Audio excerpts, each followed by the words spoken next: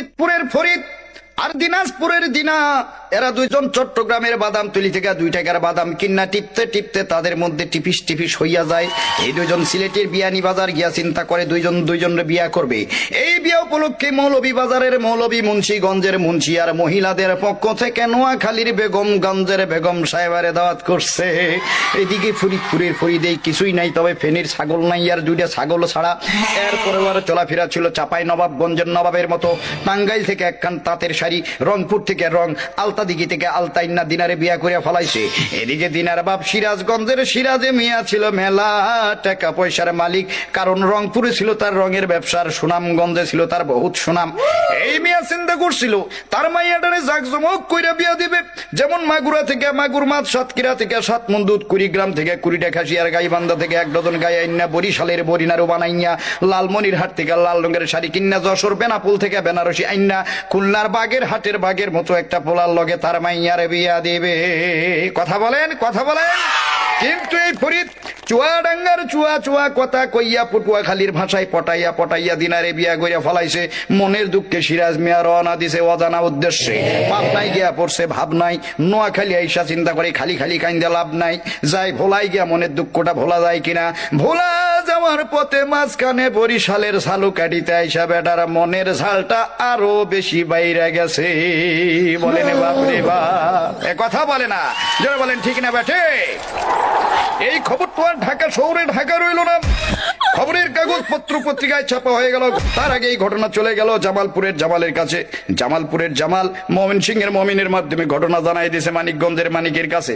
মানিকগঞ্জের মানিক এত খারাপ লোক, মনে হয় জন্মের সময় তার মুখে মধুপুরের মধু পড়ে নাই।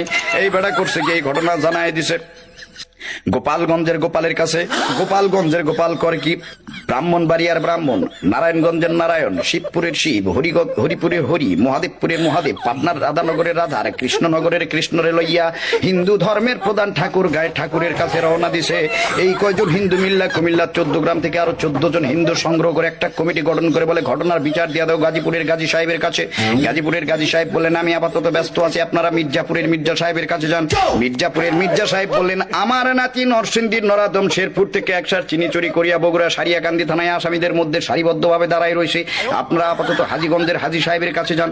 হাজীগঞ্জের হাজী সাহেব বললেন ফরিদপুরের ফরিদার, দিনাজপুরের দিনাজে বিয়ারা করছে, এটা শরীয়তপুরের শরীয়ত মোতাবেক ঠিক আছে কিনা।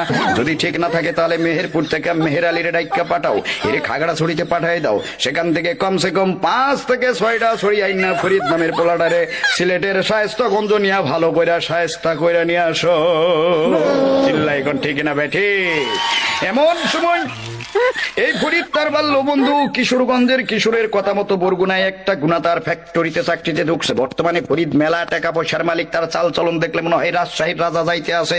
নীলফামারী থেকে নীল রোগের একখান ছুটি পাঞ্জাবি কিনা সৈয়দপুরের সৈয়দ আলীর মোড়ে আইছে চা খাইতে। সেইখানে গিয়ে দেখা হয় জয়পুরহাটের জয় নামের বন্ধুর সাথে। জয় বলে বন্ধু চলো আমার বান্ধবী রানীনগরের রানীর বাড়িতে যাই। রানীনগরে যাওয়ার জন্য ট্রেনে উঠছে টিকিট ছাড়া, তার কারণে জয়পুরহাটের আক্কেলপুরে এসে আক্কেল সালামি দিয়া ঘাট ধাক্কা খাইয়ে নাইমে গেল শান্তাহারে শান্তার বাড়িতে। শান্তা বলে দৌড় মারো নওগাঁর নেয়ামতপুর থেকে কিছু আল্লাহর নেয়ামত দেখে আসো।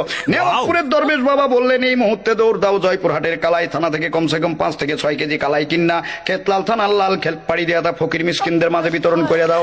আর এই কালাই কেনার জন্য দরকার হইল একখান ধামা, আর এই ধামা কেনার জন্য ফরিদ আসে আমার নওগাঁ ধামইর হাটে।